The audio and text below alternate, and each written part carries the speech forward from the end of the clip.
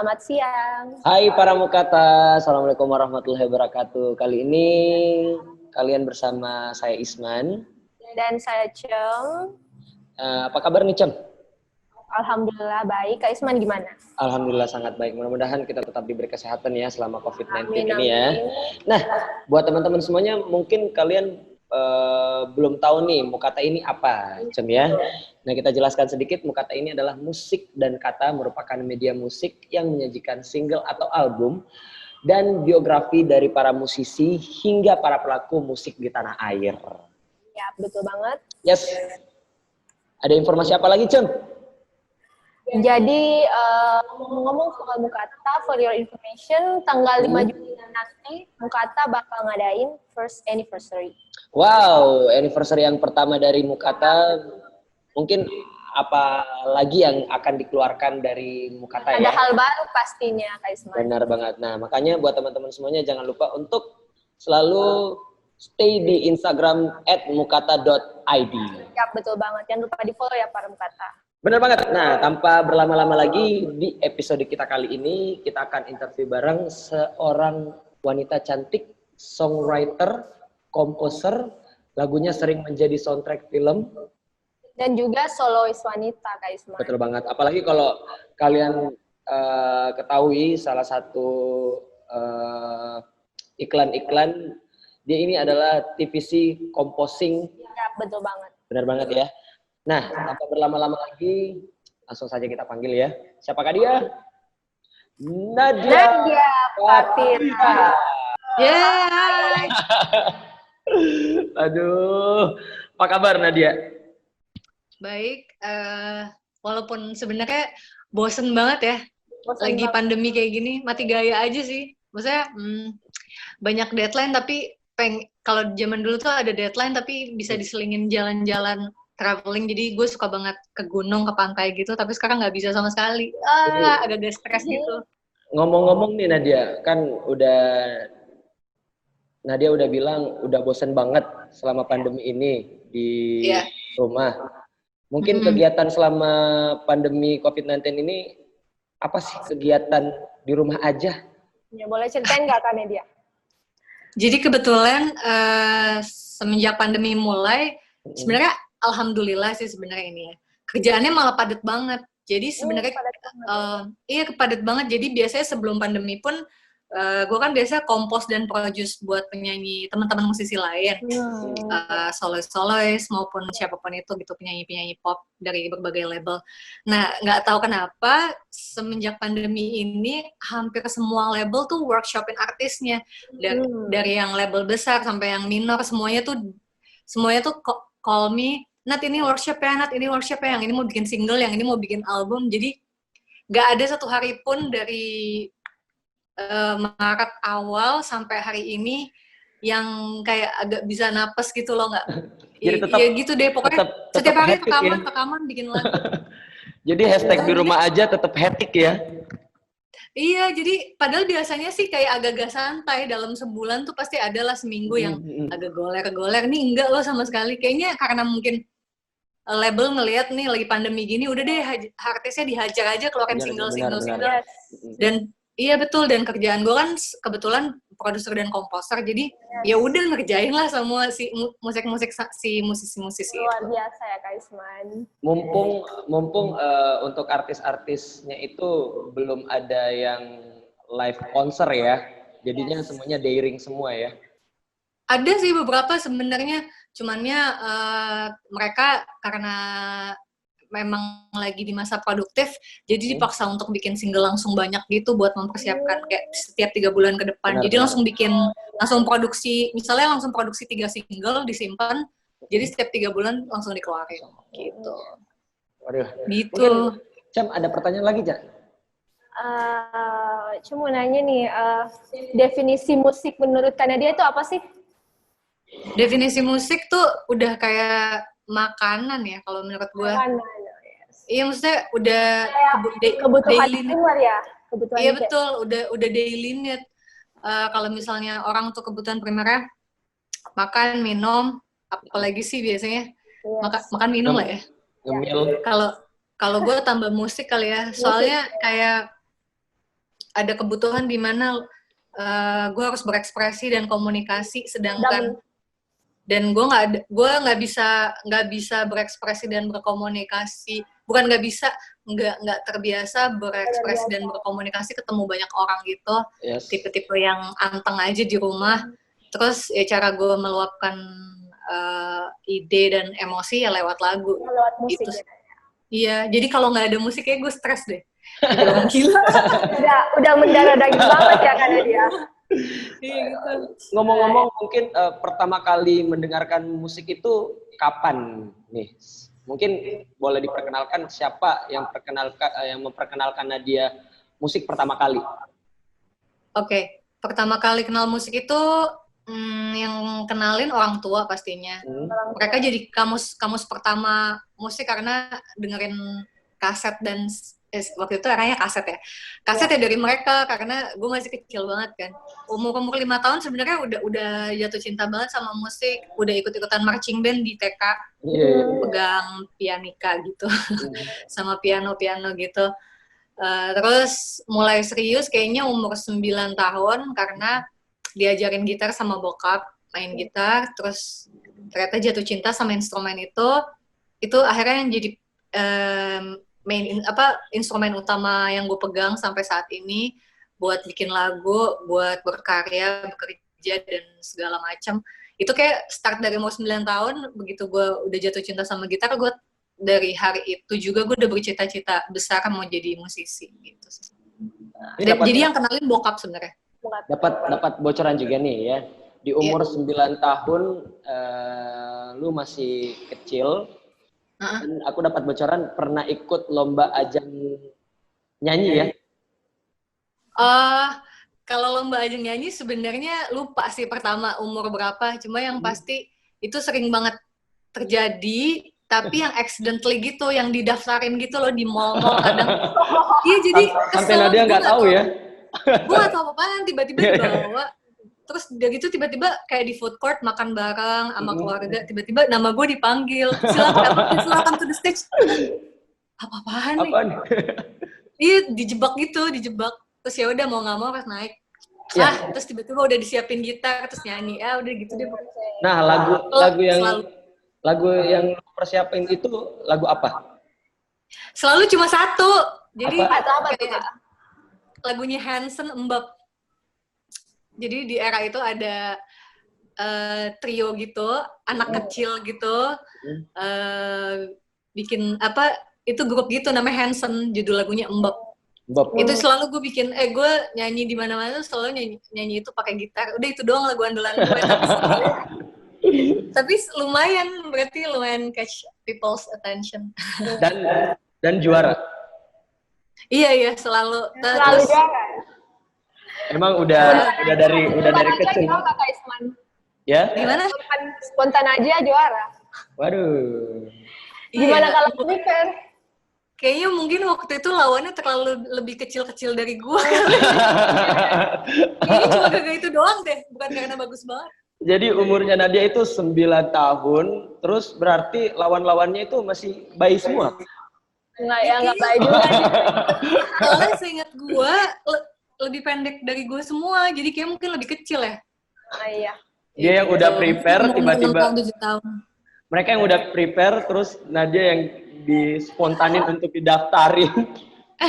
Malahan Nadia yang juara. Aduh, hebat. Iya. Nih, itu hoki-hoki kayaknya. Oke. Yang lagu yang tadi Nadia bilang penyanyinya siapa? Hanson. Mungkin ini Hanson ini penyanyi atau band yang menginspirasi. Trio. Iya benar-benar band trio gitu. Tiga-tiganya main instrumen. Jadi ini band yang cukup fenomenal sih di era 90-an. Karena masih pada kecil-kecil, terus udah pada main musik, udah pada main instrumen. Terus lagunya juga nggak lumayan menyentuh gitu loh, nggak melulu tentang cinta. Lucu deh pokoknya, lucu banget. Jadi di era itu tuh ada beberapa band-band bersaudara gitu, yang kayak adik kakak tapi ngeband. Nah, salah satu Hanson yang gue suka banget itu. Jadi mungkin Hanson ini yang menginspirasi Nadia sampai sekarang gitu? Nggak sampai sekarang, cuma at that time gue suka banget sama Hanson dan menginspirasi untuk bisa berkarir di musik.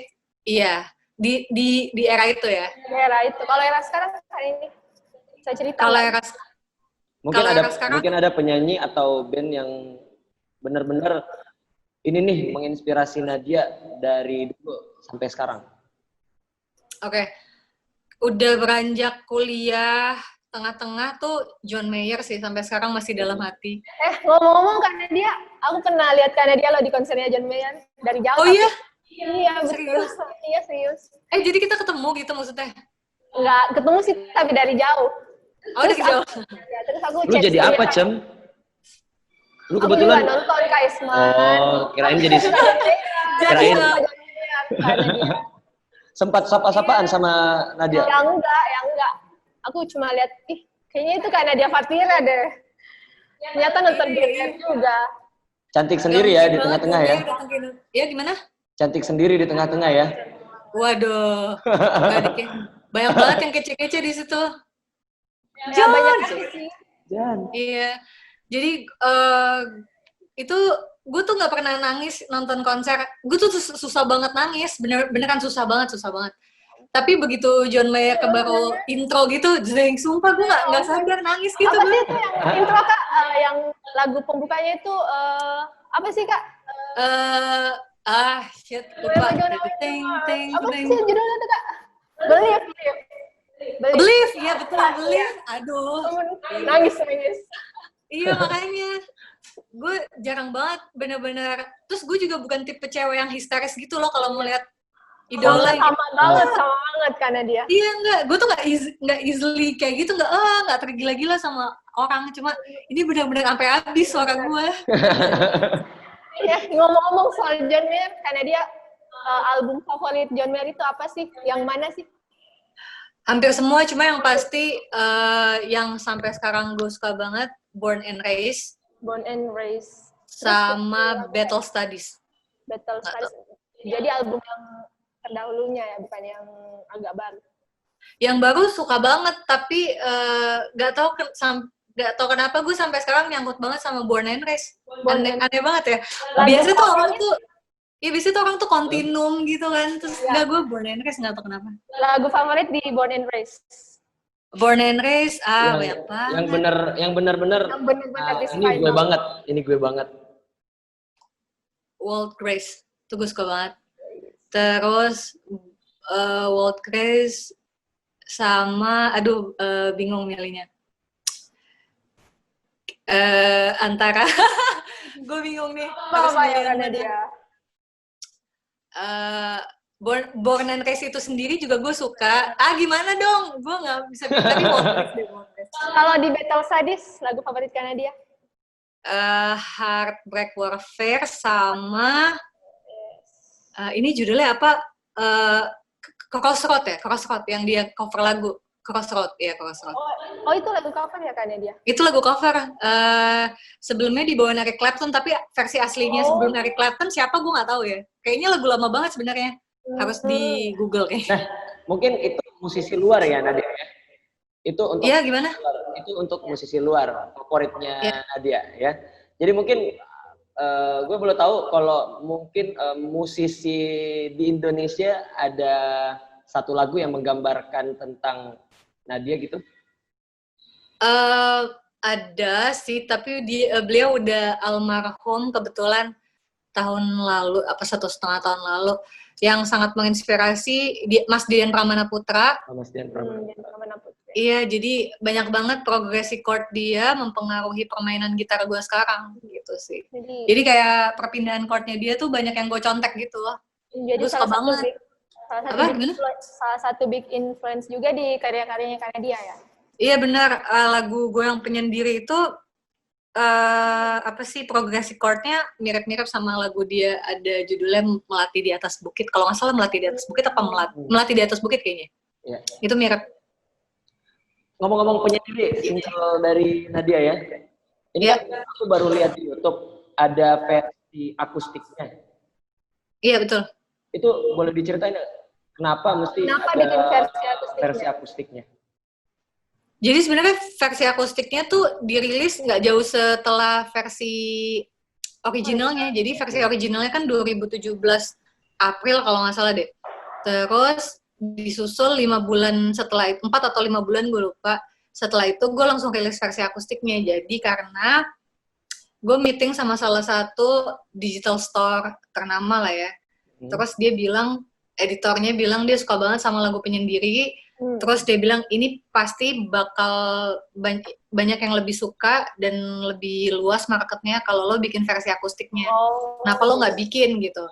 Terus ya udah karena abis dari meeting pembicaraan itu gue pulang gue kayak gue bikin aja kali ya versi akustiknya. Ya udah akhirnya tag gitar.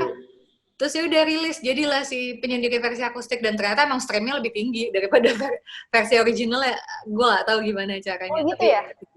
Kalau iya, versi sampai sekarang. Kalau versi akustiknya ada sketching di tengahnya ya. Iya betul, ada sketch, ada vocal sketch gitu ya di tengahnya. Gantiin si apa sih bagian jazz wingnya itu loh. Oke. Iya. Nah mungkin tujuan sebelum bertemu musik itu tujuan Nadia itu apa nih? Atau emang betul dari Atau kecil? memang dari kecil? Tapi udah jadi diomongin musisi. ya udah diomongin ya dari kecil emang musik. Iya. Tujuan ya maksudnya? Iya tujuannya, maksudnya kayak cita-cita gitu kan dia? sebelum Cita-cita. Oh, atau mungkin gini kali ya, cita-cita kalau nggak jadi musisi jadi apa gitu. Oh iya, boleh. Soalnya kalau dari ngomongin cita-cita dari kecil udah tahu mau jadi musisi. Iya. Tapi kalau nggak jadi musisi, kayaknya gue pengen jadi tukang kayu. Pengrajin kayu. Iya, pengrajin kayu. Hampir kirain tukang kayu ya. Gak apa-apa juga sih, kayak lebih keren gitu tukang kayu gitu. Yeah. Pengrajin kayu. Tapi pengrajin kayu yang bisa ngerjain semuanya sendiri gitu, tahu bikin semua muanya, nggak yang cuma kayak jadi bosnya gitu doang, nggak mau. Maunya bisa bikin sesuatu gitu dari kayu. Iya harus terjun langsung juga ya. Iya, nggak tahu kenapa suka banget sama kayu. Terus beberapa kali juga ikutan workshop kayak dari yang hal-hal basic cuma bikin kayak peti kayu, terus deh gitu bikin bangku-bangku kecil, meja kecil kayak gitu-gitu. Tapi belum ada waktu lagi untuk ikutan workshop yang lebih lanjut yang udah mulai susah bikin rak, bikin segala macam. Tapi nggak tahu kenapa gue suka banget sama kayu, nggak ngerti. Jadi setiap kali kayak jalan-jalan ke mall atau apapun itu ada pameran furniture, pasti gue pegang-pegang gitu kayunya. Terus ya, lama deh bisa gue pandang-pandangin, gue kagumi bentuknya. Itu aneh banget, Farah. Kenapa nggak bikin single juga tentang kayu? Iya ya, harusnya iya ya. Tapi apa ya tentang mengagumi kayu. Oke, baik. Nanti gue pikirkan. Siap. Kalau mulai ngeband pernah? Gimana? Ngeband pernah? Itu kapan? Ngeband dari SD pernah. Jadi terinspirasi sama si Hanson itu. Kan Hanson itu kan 3 bersaudara gitu, dia adik kakak. Jadi gue ngajak adik gue untuk ngeband, terus dia vokal, terus gue main drum gitu. Jadi pertama kali ngeband gue sebenarnya main drum. Terus makin kesini, enggak deh gue main gitar aja soalnya jadi drummer di belakang ketutupan. Enggak deh. Enggak. Main gitar karena ya I'm not good at drum sih, maksudnya kayak kacau banget, maksudnya tempo bener tapi kayak apa ya, tone pukulan dan segala macam kayaknya kurang pakai perasaan gitu. Jadi kayaknya enggak deh, give up. Ya, kalau mulai diseriusin itu sejak kapan kan dia? Ngeband? Yes. Jadi musisi? Oh, jadi musisi. Yes. Mulai dibilang serius itu berarti begitu udah terjun di industrinya sendiri ya? Yeah. Terjun 2006, jadi gue ngeband. Jadi dulu gue kuliah di Unpad Bandung. Terus disitulah ketemu sama beberapa teman-teman gitu, diajak ngeband. Bandnya namanya Inspirational Johnny. Itu alirannya jauh sih dari yang sekarang dance punk gitu. Alirannya dance punk, iya. Terus nyanyinya terak-terakan, terus gue jadi vokalis, terus kita ngeluarin EP di tahun 2006 itu.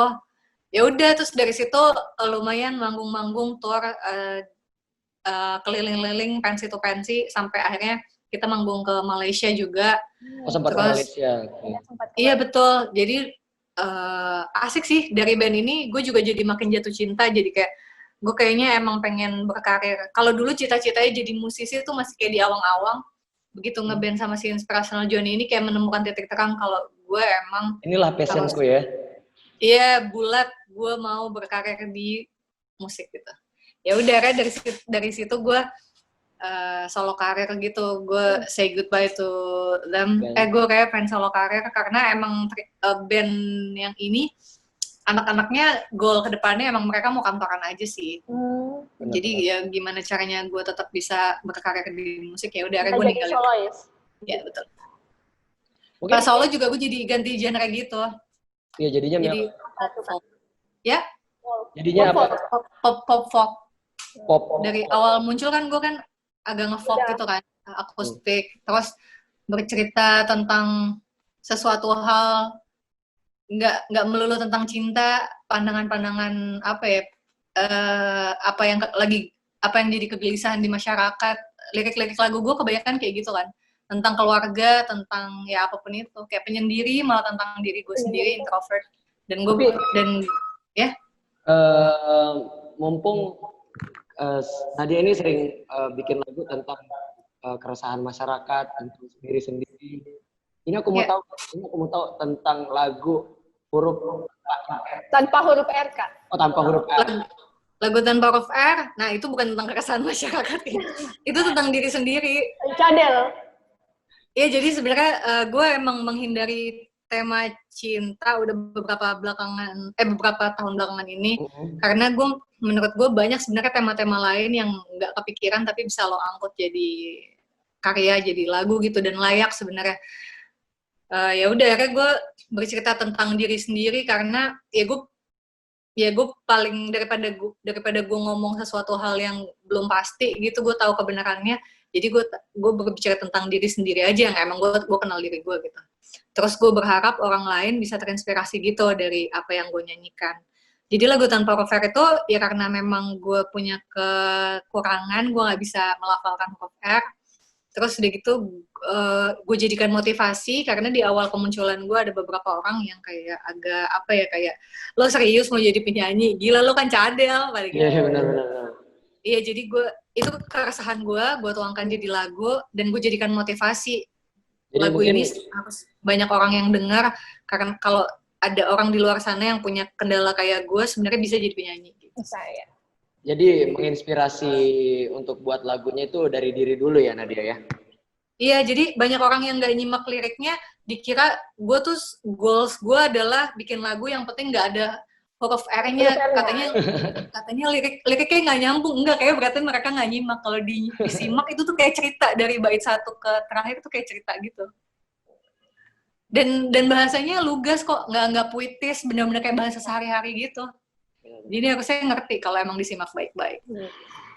Ngomong-ngomong inspirasi, mungkin Nadia ada dorongan nggak yang membuat lo bisa survive di sekarang? Inspirasi yang membuat gue survive diri sendiri paling besar yang pasti keluarga nomor 2. Karena apa ya? Ya alasan gue untuk survive, untuk berubah jadi yang lebih baik tuh pasti semua datang dari diri sendiri dulu pertama. Terus gue tuh suka banget ngecut diri sendiri gitu loh, untuk sebelum tidur gue besok harus ini, terus lusa harus ini, tahun depan gue udah harus di titik ini, kayak gitu. Jadi alasan yang bikin gue survive sampai sekarang ya pasti diri sendiri, karena gue punya mimpi besar banget. Nggak cuma di musik tapi di kehidupan ini banyak banget yang udah gue pengen ini, gue pengen itu, pengen ini. Terus kedua karena keluarga, mereka juga kayak ngeliat potensi di diri gue. Terus nyokap bokap sama adik gue bener-bener apa ya, dukung gitu loh. Maksudnya ngegerecokin gitu, nggak ngegerecokin lo kok kayak santai banget. Dia pertama-tama dia ngeliatnya gue santai banget di rumah, otak-atik komputer. Begitu gue kasih pengertian kalau sebenarnya gue making music in my room, ya udah akhirnya nggak ada lagi yang ganggu gugat. Jadi itu menurut gue adalah satu dukungan yang besar banget. Mereka nggak ngutak-atik ini kamar kerja gue nih. Nggak pernah diutak-atik, ya udah ini anaknya lagi sibuk dengan sesuatu dia. Tapi ada niat nggak untuk stay di Makassar? Gimana? Ada niat nggak untuk Nadia stay di Makassar? Stay di Makassar sama aja sama Jakarta, hektiknya gila-gilaan. Makassar tuh kayaknya buat liburan sebulan asik sih, gendutin badan. Coto? Iya, makan-makan santan ya kan. Wah gila, sop saudara, coto Makassar, mie kering, bakso Tiraja. Banyak banget. Gue setiap dari Makassar pasti gemuk. Cuma yang pasti apa? Tahu bahasa-bahasa Makassar? Masih tahu? Logat kali ya. Kalau bahasa Indonesia tapi ngomongnya logatnya dalam logat Makassar. Cuma kalau misalnya yang udah sampai bahasa yang daerahnya banget, gue nggak tahu. Coba kita mau denger ya, coba. Gila. Logat Makassar. Bahasa sehari-hari aja kan ya dia. Kayak gimana ya? Apa dong ya? Contohnya, gue sih kalau ngomong sama nyokap biasanya logat. Gimana? Cuma kalau ditodong gini bingung juga. Terus begitu. Kalau Nadia mau suruh makan orang, logat Makassarnya kayak gimana? Suruh makan orang? Iya. Makan kide. Wih. Gak tahu. Hebat.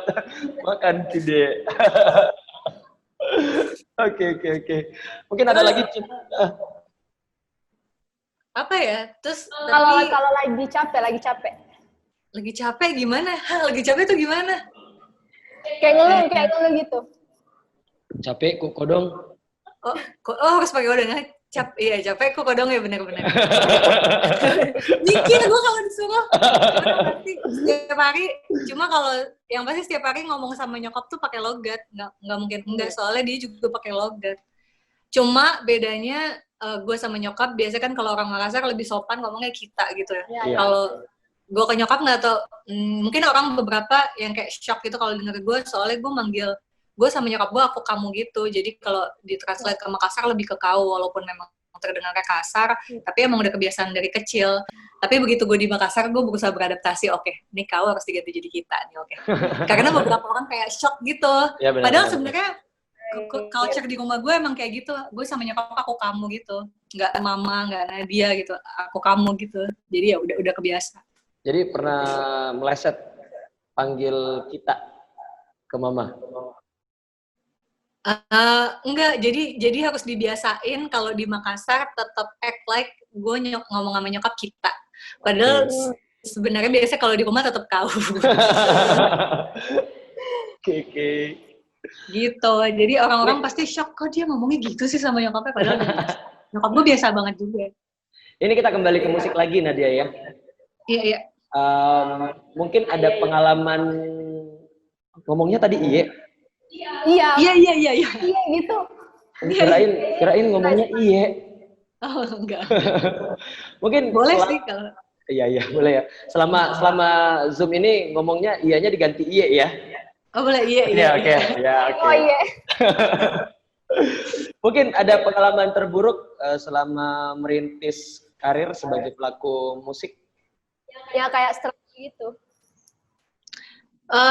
Waktu rilis lagu Tanpa Huruf R, jadi sebelumnya kan setiap kali gue rilis lagu single, views-nya terkontrol, jadi fans gue juga naik secara organik.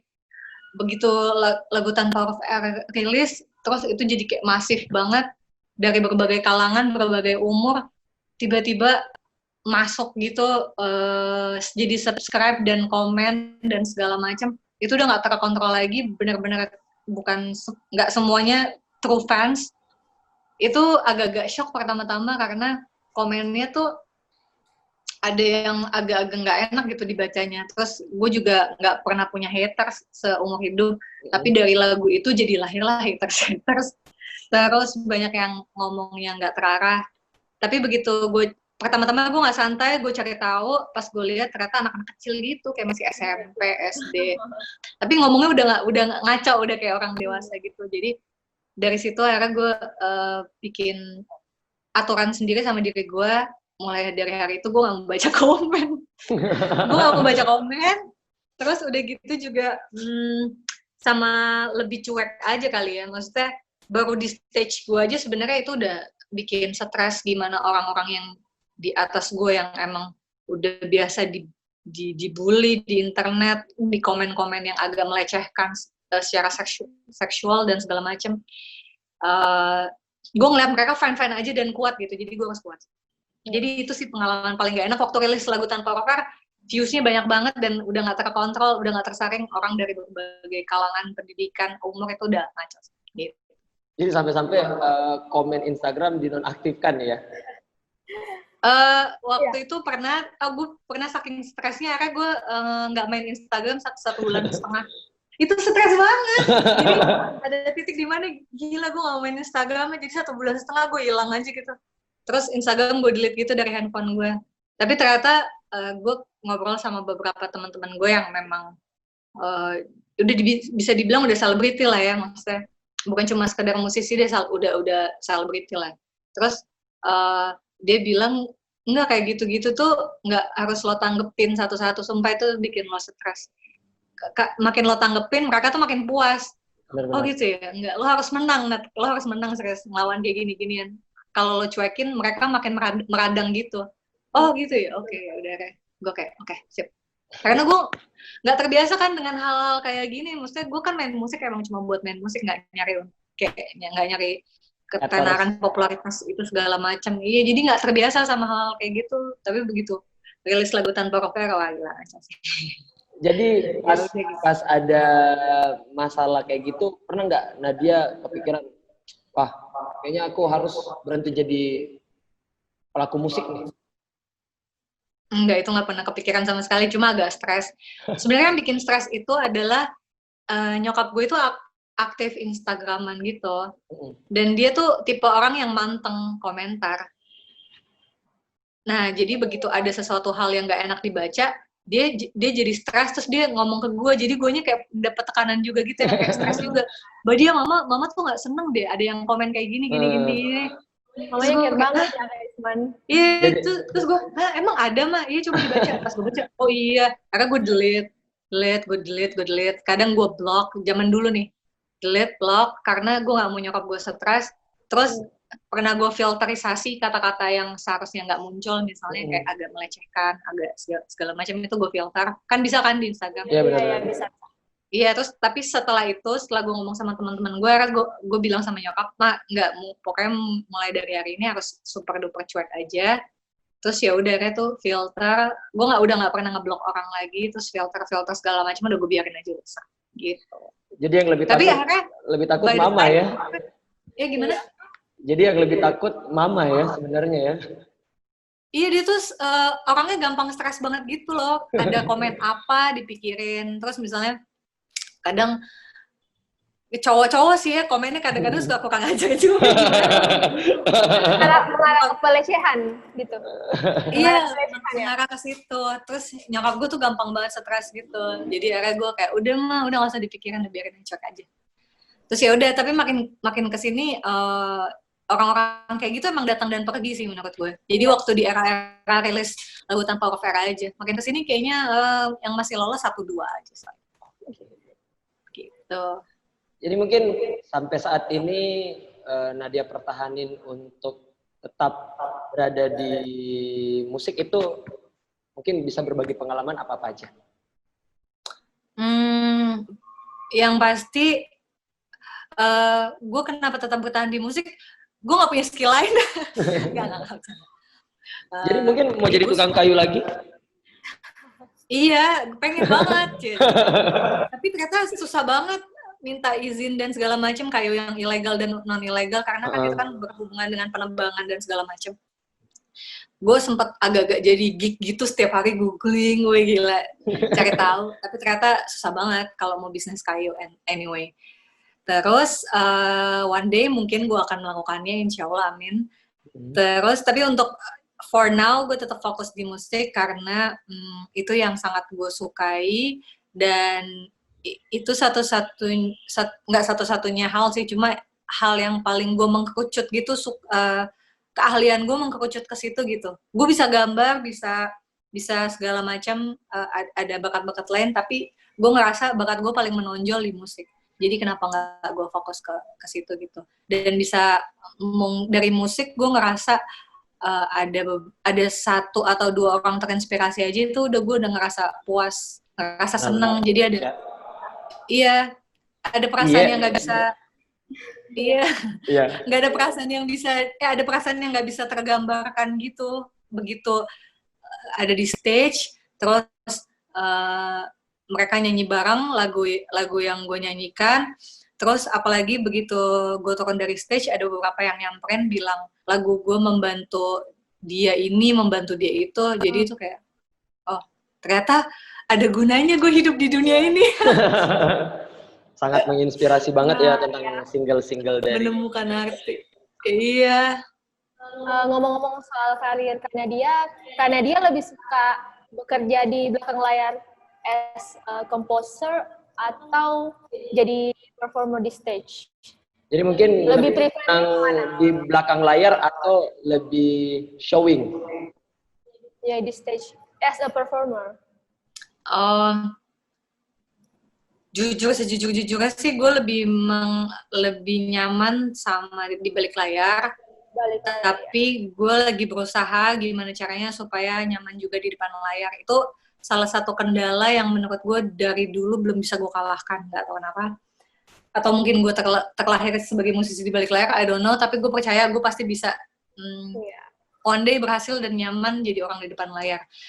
Kenapa gue bilang kayak gitu? Karena di balik layar kayak tadi, gue cuek aja, kadang-kadang cuma pakai tank top. Gue terima tamu, misalnya kayak siapa sih kemarin yang workshop di sini, Fatin, Tiara, Liodra, ngeliat gue kayak baru kelar mandi gitu, gue bodo amat, nggak peduli. Rambut gue masih basah gitu, gue terima tamu. Kalau gue jadi di depan layar harus apa ya? Harus agak-agak rapi, harus agak-agak kelihatan sempurna gitu, walaupun sebenarnya nggak harus juga sih. Iya. Cuman ada pressure itu yang gue kadang nggak nyaman. Terus udah gitu juga apa ya, begitu lo di atas panggung nggak bisa bikin salah sedikit pun ngomong. Padahal gue kalau ngomong suka bercanda gitu, asal-asalan, tapi ternyata ada beberapa orang yang nggak bisa nerima. Jadi gue belajar dari situ, berarti kalau di atas panggung nggak bisa ngomong ini, nggak bisa ngomong itu. Jadi kayak ngerasa agak ada apa ya, agak ada pagar gitu loh. Terus, ada batasannya. Ya ada batasan. Terus ya udah, jadi di balik layar kayaknya lebih nyaman dan lebih gue aja sih. Karena ya udah bebas mau ngapain aja. Terus selain itu juga gue sampai sekarang nggak bisa berdamai sama kamera sebenarnya. Nggak tahu kenapa. Jadi setiap orang-orang pada rajin bikin konten, bikin video, gue nggak bikin karena apa ya? Karena butuh effort gede banget menurut gue, apalagi musisi cewek. Lo bangun tidur di rumah harus makeup, harus catok, harus ngapain, bikin video covernya 5 menit kelar, tapi makeupnya sejam. Iya gitu. Jadi di balik layar santai aja kan sebenarnya kalau nggak makeup. Jadi lebih prefer ke di balik layar ya kan dia. Iya benar. Buat saat ini. Tapi ada kepikiran nggak sampai Nadia benar-benar ya aku harus stay nih di balik layar? Nggak, jadi sebenarnya dari awal gue menjalani dua-duanya berbarengan kan. Jadi komposer dan jadi performer. Nggak ada yang gue tinggalin satupun, jadi dua-duanya jalan searah. Iya, terus cuma kalau ditanya lebih nyaman di balik layar. Cuma gue lagi memaksakan sampai sekarang gue harus mengalahkan kemalasan diri sendiri. Iya, itu tuh sebenarnya cuma karena malas doang, sumpah malas bersolek, malas ngapa-ngapain itu cuma malas doang. Nah itu gue harus kalahkan kemalasan gue itu. Dengan cara? Dengan cara ngebenerin mood, yang pasti gue moody banget kan, terus ngebenerin mood, terus udah gitu memotivasi untuk ayo, gue sering banget bicara sama diri gue sendiri, mungkin kalau misalnya lo kayak apa, kayak bisa bikin konten 1 minggu 1 aja, mungkin kemungkinan musik lo terdengar lebih luas, lebih besar gitu kemungkinannya. Gue sering memotivasi diri gue, jadi akhirnya gue bikin konten walaupun belum seminggu sekali, kadang sebulan sekali, kadang hilang dulu, terus kadang ada lagi. Tapi dulu tuh parah nggak ada sama sekali, kalau sekarang udah agak mendingan. Terus gue udah siap-siapin foto untuk maintain sosial media gue atau apapun itu. Terus di YouTube juga kemarin gue hampir setiap minggu upload video. Dulu boro-boro, nggak pernah. Jadi mungkin ini Nadia sering memotivasi diri sendiri, Nadia ya. Jadi mungkin ada nggak sepatah kata nih buat teman-teman para mukata yang ada di Indonesia, entahkah dia baru mau merintis menjadi solois ataupun band, mungkin ada sepatah kata untuk memotivasi mereka semua. Yang pasti gue tahu di luar sana banyak banget orang yang punya bakat luar biasa, cuma butuh kesempatan aja sebenarnya. Nah, gimana caranya supaya kesempatan itu menemukan spotlight-nya gitu?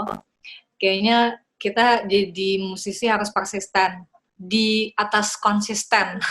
Persisten, jadi kayak jangan pernah nyerah, terus lakukan apa yang lo bisa sebaik mungkin, karena kita nggak pernah tahu ada siapa yang pernah lihat kita perform atau bikin video itu, atau kita perform live, terus bisa jadi orang itu adalah orang yang mengantarkan kita untuk membuka satu pintu gitu ke arah yang lebih next level. Terus juga dari konsistensi itu juga gue percaya kita tuh kayak apa ya, collecting luck gitu loh. Jadi keberuntungan itu bisa dikumpulkan kecil, akhirnya jadi bukit. Ya udah jadi besar, lo bisa mendapatkan good luck gitu, yang keberuntungan yang beruntung banget menurut gue. Karena nggak semua orang jalan hidupnya langsung yang dapat, gue langsung dapat keberuntungan, langsung dapat jackpot, gue jadi dapat spotlight, gue jadi bintang, jadi apa seperti yang lo mau gitu. Kalau itu goalnya gitu. Tapi kan ada beberapa orang yang emang kecil tiba-tiba. Tapi karena lo konsisten, ya lo menumpuk si faktor keberuntungan itu jadi besar. Itu gue percaya. Suatu hari bisa. Semua orang pasti bisa. Jadi tapi kalau menurut Nadia, bagaimana perkembangan musik yang ada saat ini? Indonesia pada saat sekarang gue suka banget karena menurut gue seimbang. Seimbang dari berbagai aspek, dari genre udah beragam ya? Iya, beragam banget. Maksudnya kalau dulu tuh di era-era 2010 gue inget kayak satu naik kayak gini, semuanya kayak gitu. Benar. Iya, girl band, boy band, Melayu gitu. Terus kalau sekarang tuh ini maksudnya ngomongin yang di permukaan ya. Kalau sekarang tuh yang musisi-musisi independen yang benar-benar pakai label sendiri udah seimbang menurut gue sama musisi-musisi yang under label besar. Even ada yang bigger daripada yang label besar gitu. Udah bisa berkarya sendiri semenjak internet. Semenjak internet bisa jadi senjata baru gitu untuk semua orang punya suara. Jadi menurut gue udah ada di same level antara musisi independen yang musiknya kadang bisa dibilang segmented, sama yang benar-benar musik pop gitu, populer. Semua punya market masing-masing, dan semua terdengar gitu. Gue senang banget sih. Senang banget, karena dulu gue pelaku musik independen yang semuanya sendiri, sampai cetak CD aja juga sendiri, terus ngasih ke media sendiri. Terus ya baru sekarang aja gue join label besar, dan ya udah gue seneng sih ngelihat semangat anak-anak zaman sekarang gila-gilaan, dan apa ya, ide-idenya tuh nggak terpikirkan gitu loh, even sama yang udah under label besar. Iya, untuk mereka bikin alurnya nggak bisa ketebak ya. Apa? Alurnya nggak bisa ketebak ya. Iya bener, gimmick-gimmicknya banyak banget karena menurut gue sekarang kan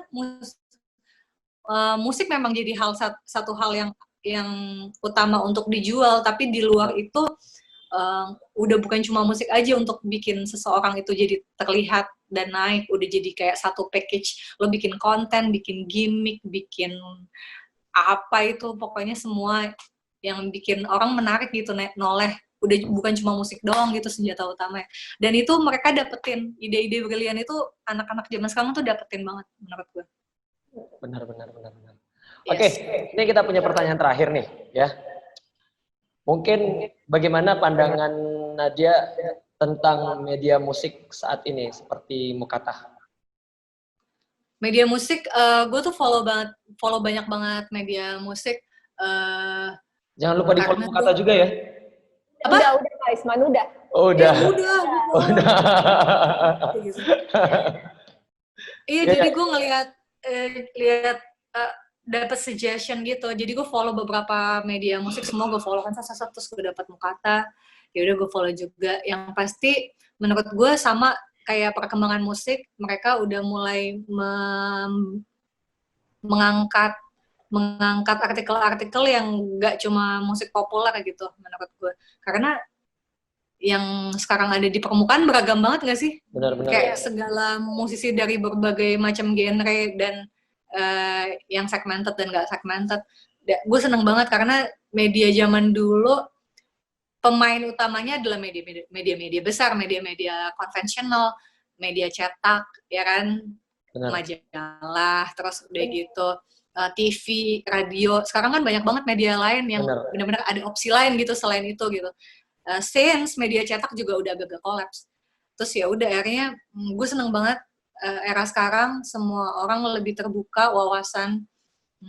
Gue dukung banget juga media-media yang ngangkat profil-profil musisi yang sebenarnya nggak cuma ngejar klik atau view, tapi mereka ngenalin gitu, ada ini loh gitu. Ini ada ini loh. Nah, itu gue appreciate banget. Emang seharusnya media tuh ngasih itu sih, ngasih opsi ke pembaca atau viewers, selain A ada B, ada C, ada D, itu fungsi mereka harus kayak gitu sih. Jadi dan gue ngeliat itu dilakukan. Media musik sangat membantu pelaku musik ya. Iya, nowadays, yes. Benar, media online megang banget saat ini, nggak ngerti lagi. Oke, mungkin pertanyaan kita udah kelar seputar Nadia Fatira dari Merintis Karir sampai sekarang, udah kenal banget. Aduh. Ya. Oke, sekarang kita masuk ke pertanyaan cepat, Nadia ya. Oh, boleh. Ada game ya? Cepat Kak Nadia. Boleh. Okay. Udah siap? Nggak nanya matematika kan? Nanti kita tanyain seputar kayu aja, boleh? Oh iya, boleh. Gimana? Oke. Udah siap?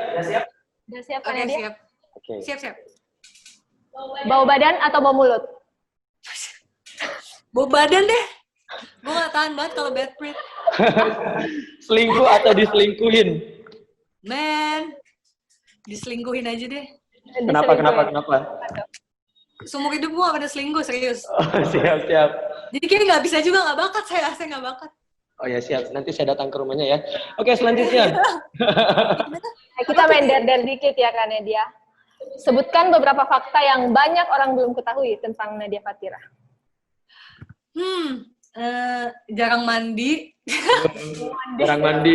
Kalau nggak keluar rumah, jarang sih sebenarnya mandi. Terus udah gitu,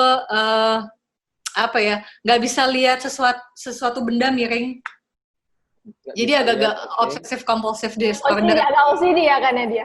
Iya betul, lihat buku miring tuh pasti gue lurusin, keset miring gue lurusin.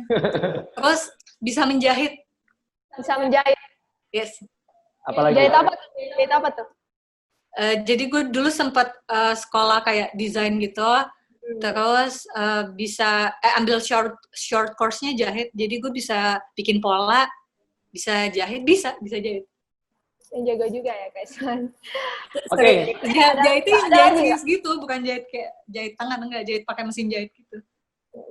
Selanjutnya, Oke, kalau disuruh milih, pengen jadi anak metal, anak dugem, anak punk, atau anak-anak kita nanti?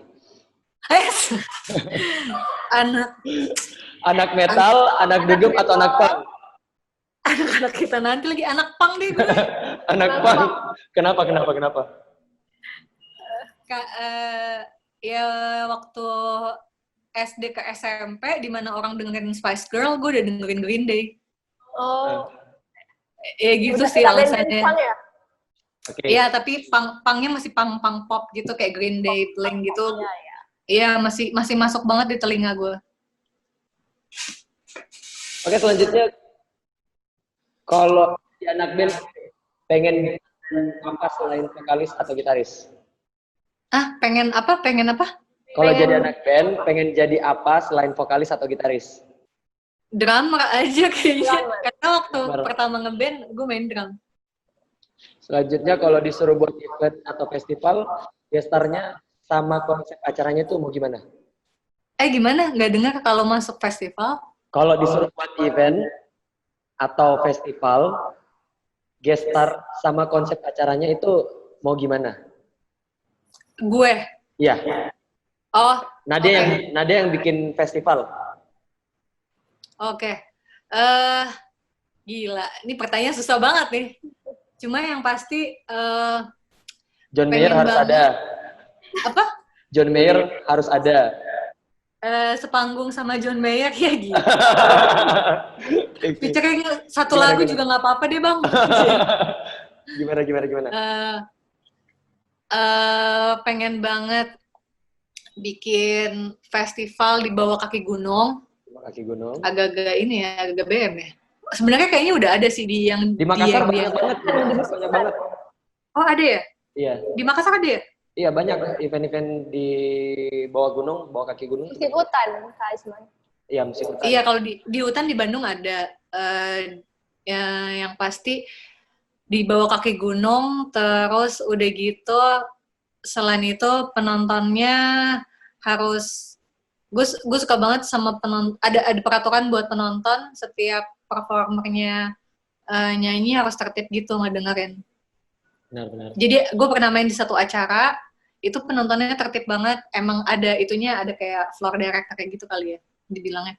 Jadi setiap baru intro masuk kita semua benar-benar dengerin, nggak ada yang ngobrol, satu orang pun nggak ada yang ngobrol, benar-benar nyimak.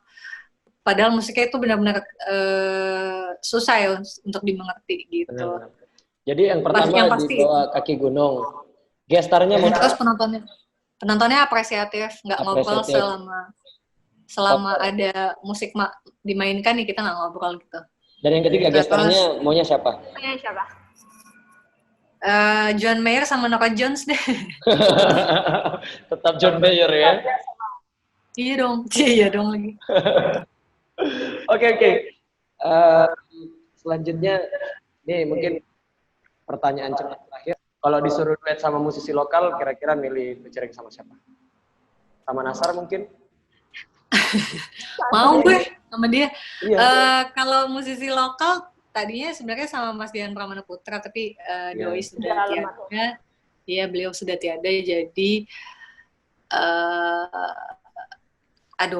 siapa ya? Ardito kayak cocok deh.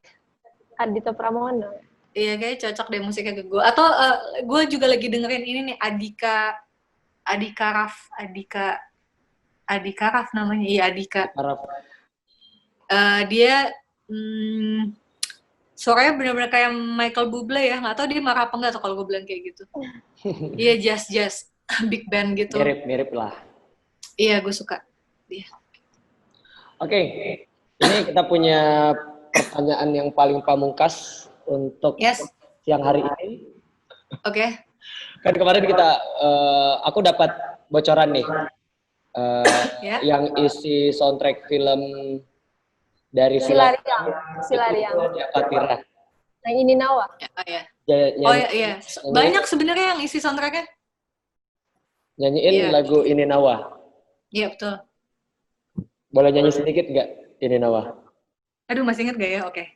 Ini Nawa sabarae ini nawa sabara wah, bait kedua gue lupa. Lupa. Aduh, Itu keren, baca. keren, keren, keren. Keren banget, keren banget. Aduh. Oke, nggak apa-apa ya, nanti hasil recordnya bakalan diupload di YouTube channel Mukatah, Nadia ya. Yes. Dan bakalan dimuat di majalah edisi-edisi spesial. Yang pertama juga kita bakalan update di anniversary 1 tahun dari Mukatah. Nggak apa-apa ya? Aman. Aman ya. Aman sudah nggak ada. Oh iya. Oke, terima kasih banyak Nadia Fatira. Sama-sama. Mudah-mudahan motivasi-motivasi untuk Nadia Fatira, untuk para Mukata sangat bermanfaat ya untuk memulai karir bermusik para Mukata semua. Ya. Pasti bermanfaat. Amin. Oke, terima kasih untuk Nadia Fatira. Sampai ketemu di lain kesempatan. Thank you Kak Nadia. Bye. Thank you so much, guys.